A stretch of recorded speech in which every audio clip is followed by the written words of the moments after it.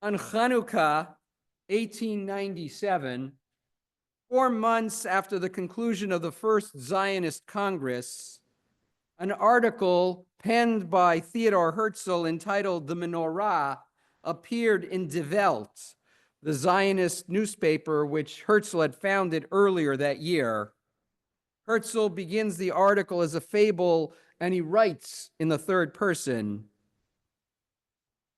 quote, "The eighth night arrived when all the candles were lit, 8 plus the loyal shamash, the servant whose job is to light the others. In our friend's eyes, the occasion became a parable for the kindling of a whole nation. First one candle is still dark, and the solitary light looks gloomy. Then it finds a companion, then another, and yet another. The darkness must retreat. The young and the poor are the first to see the light. Then the others join in. All those who love justice, truth, liberty, progress, humanity, and beauty. When all the candles are ablaze, everyone must stop in amazement and rejoice at what has been wrought. And no office is more blessed than that of the servant of the light."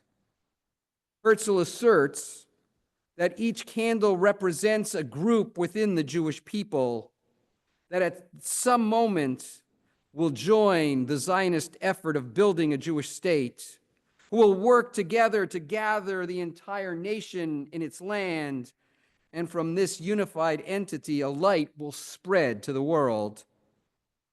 Herzl's words imply that the different values and beliefs represented by the 8 distinct candles reflect the different political and ideological groups within the Jewish people.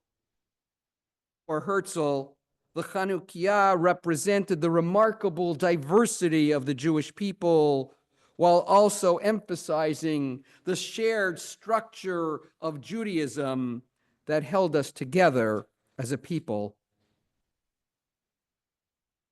Menorah also expresses Herzl's belief that the meaning of Zionism requires first a return to Judaism, reflected in an awareness of Jewish identity and the education of both oneself and one's children as a prelude to a return to the land.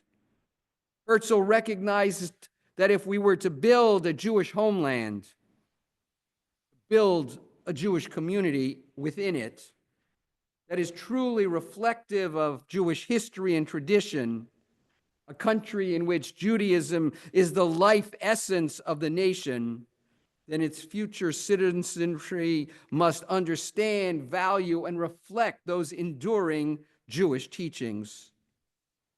Herzl also describes how he came to the recognition of his own personal responsibility to his people, to the Jewish people.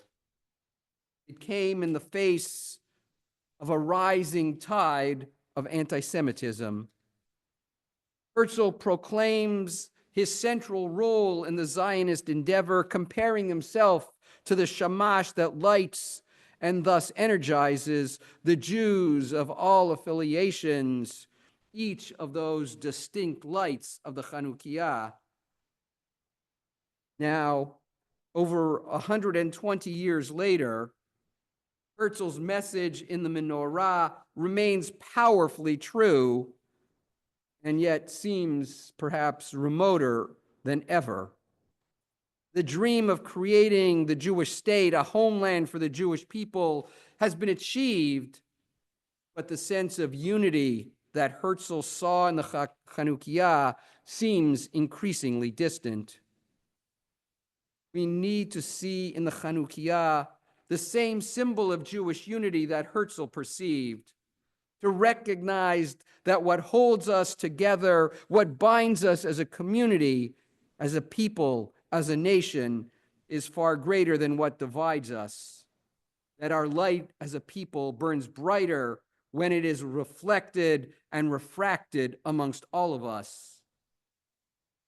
as Chanukiot will be kindled beginning this week throughout the Jewish world and across the state of Israel.